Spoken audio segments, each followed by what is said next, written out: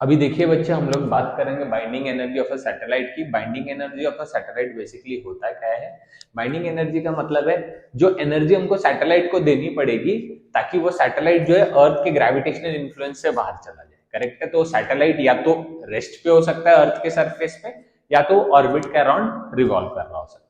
तो basically binding energy है क्या? The minimum amount of energy that is required by the satellite to escape from the gravitational influence of the earth. इसी को हम बोलते हैं बाइंडिंग एनर्जी। अब बाइंडिंग एनर्जी अगर अपन को निकालनी है तो बाइंडिंग एनर्जी दो केस के लिए अलग अलग होगी। रेस्ट से अगर कोई बॉडी को ग्रेविटेशनल इन्फ्लुएंस से बाहर भेजना है तो एनर्जी अलग लगेगी, और जो ऑर्बिट पे घूम रहा है उसको अगर हमको ग्रेविटेशनल इन्फ्लुएंस के बाहर भेजना है तो एनर्जी अलग लगेगी। तो देखेंगे हम दोनों केसेस में कि बाइंडिंग एनर्जी कितनी लगती है। पहले at rest on the surface, अगर at rest on the surface है सैटेलाइट तो उसके लिए काइनेटिक एनर्जी क्या होगी बच्चों? सिंपली बता सकते हो तुम लोग, कितनी हो जाएगी? जीरो। करेक्ट है, क्योंकि वो मूव ही नहीं करेगा, एट रेस्ट है। यहां पे अगर अपन देखें तो काइनेटिक एनर्जी कितनी होती है? काइनेटिक एनर्जी की फॉर्मूला अपन ने ऑलरेडी निकाल चुके हैं। ये आता है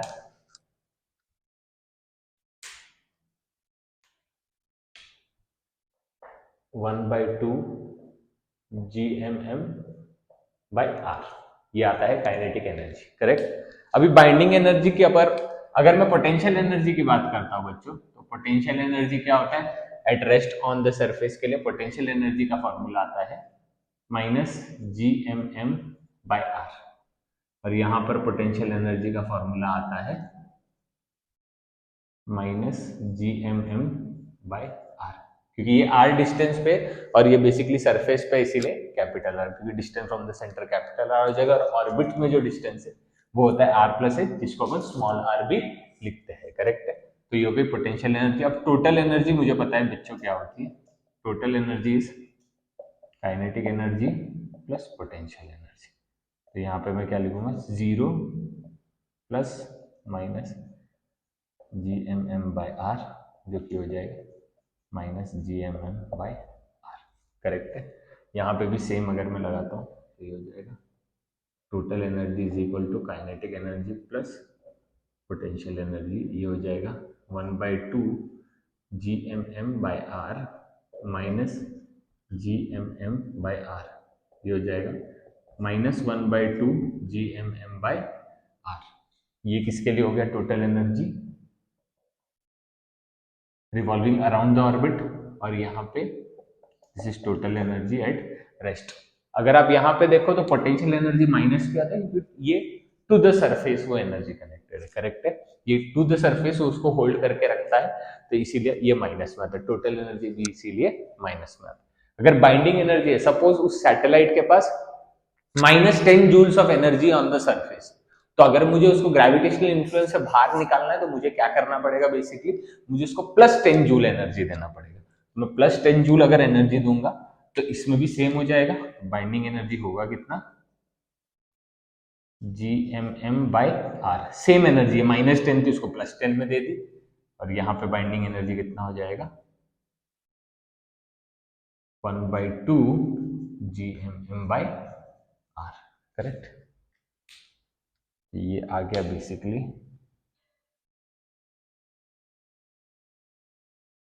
आपके पास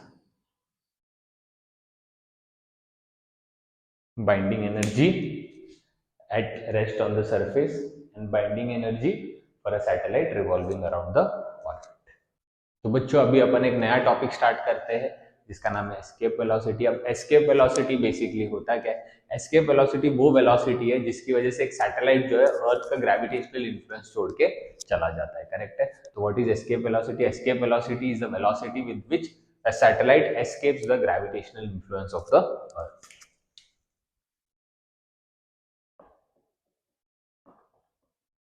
The velocity with which the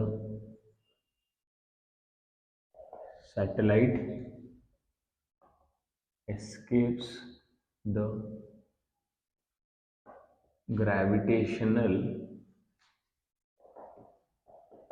influence of the अर्थ। ठीक है? तो इसको अपन क्या बोलेंगे? Escape velocity.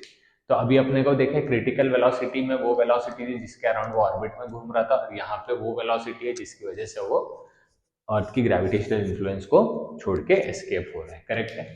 अब हमको एस्केप वेलोसिटी अगर देनी है तो मैं किस फॉर्म में दूंगा? अभी मेरे को ऑलरेडी पता है कि अगर मुझे एस्केप वेलोसिटी देनी है, अभी मुझे बताओ किस फॉर्म में देनी पड़ेगी? मुझे पता है बाइंडिंग एनर्जी के फॉर्म में देनी पड़ेगी। क्यों? क्योंकि सैटेलाइट जो अर्थ के सरफेस पे रेस्ट पे, उस पर ऑलरेडी कौन सी एनर्जी है? टोटल एनर्जी है। करेक्ट है। Total energy -10। अब वो टोटल एनर्जी जो है वो -10 है, और अगर मुझे उसको अर्थ के इन्फ्लुएंस से निकालना है तो मिनिमम मुझे उसे +10 तो देना पड़ेगा, क्योंकि -10 उसके पास ऑलरेडी एनर्जी है जिसकी वजह से वो अर्थ के सरफेस पे बैठा हुआ है। अगर मुझे उसको उस अर्थ के इन्फ्लुएंस से बाहर निकालना है तो मुझे +10 तो देना पड़ेगा। अब +10 जो बाइंडिंग एनर्जी है वो मैं डायरेक्ट तो उसको दे नहीं सकता। करेक्ट है। जैसे एनर्जी ले लो ऐसे तो होगा नहीं। तो अभी मुझे ये जो एनर्जी है ये बेसिकली इसको किसके फॉर्म में देनी पड़ेगी? मुझे ये जो एनर्जी है ये एनर्जी इसको देनी पड़ेगी काइनेटिक एनर्जी के फॉर्म में। ठीक है। तो काइनेटिक एनर्जी के फॉर्म में मैं ये बाइंडिंग एनर्जी इसको दूंगा, ताकि जब मैं वो मूवमेंट के लिए, क्योंकि हमको क्या करना है, उस सैटेलाइट को सरफेस से मूव करके बाहर फेंकना है। करेक्ट है। तो मूवमेंट के लिए जो मैं एनर्जी दूंगा वो किसके फॉर्म में दूंगा? Kinetic energy. Because kinetic energy basically वही एनर्जी है ना जो मोशन की वजह से प्रोड्यूस होती है। तो यहाँ पे बाइंडिंग एनर्जी मैं किसके फॉर्म में दे रहा हूँ? Kinetic energy. तो यहाँ पे लिखूंगा मैं kinetic energy of projection is equal to binding energy of satellite at the surface. Kinetic energy का फॉर्मूला आपको पता है, half m v e square. v e square क्यों लिख रहा हूँ? तो इस बार जो वेलोसिटी मैं कौन सी वेलोसिटी दे रहा हूँ? Escape velocity. तो इस फॉर्म में मैं इसको काइनेटिक एनर्जी दूंगा। बाइंडिंग एनर्जी का फॉर्मूला मेरे को ऑलरेडी पता है, gmm/r। करेक्ट है। ये फॉर्मूला अपन ने बाइंडिंग एनर्जी का ऑलरेडी निकाल चुके हैं। यहाँ पे m और m कैंसिल होता है। ve अगर मैं निकालू तो मुझे क्या मिलेगा? ve स्क्वायर अगर मैं निकालता तो यहाँ पे मिलेगा 2gm/r। करेक्ट है। ve कितना हो जाएगा? √2gm/r। करेक्ट है। कोई डाउट है? यहां तक अपन ने ऑलरेडी कर चुके थे बच्चों। अब यहां पर मेरे को ये भी पता है कि इस gm के बदले मेरे पास फॉर्मूला है already, g is equal to gm/r²। तो यहाँ पे मेरे को पता है gm कितना होता है? gr²। तो यहाँ पे मैं gm के बदले gr² लिख दूंगा। तो ये हो जाएगा √2gr²/r। r cancel. तो यहाँ पर मेरे को पता है ve कितना हो जाता है बच्चों? ve अगर मुझे यहाँ पर लिखना है तो ve हो जाएगा √2gr। करेक्ट। √2 को बाहर ले लो तो ये हो जाएगा √2√gr। अब √gr हमको ऑलरेडी अपन पढ़ चुके थे कि vc को हम लोग √gr लिख सकते थे। तो यहाँ पे सेम हो जाएगा। यहाँ पे मैं क्या कर दूंगा? इसके बदले लिखूंगा ve is equal to √2vc। तो ये बेसिकली हमको क्या मिल गया है? यहाँ पे मेरे को बेसिकली रिलेशन मिल गया है एस्केप वेलोसिटी और क्रिटिकल वेलोसिटी के बीच में। ठीक है बच्चों, थैंक यू।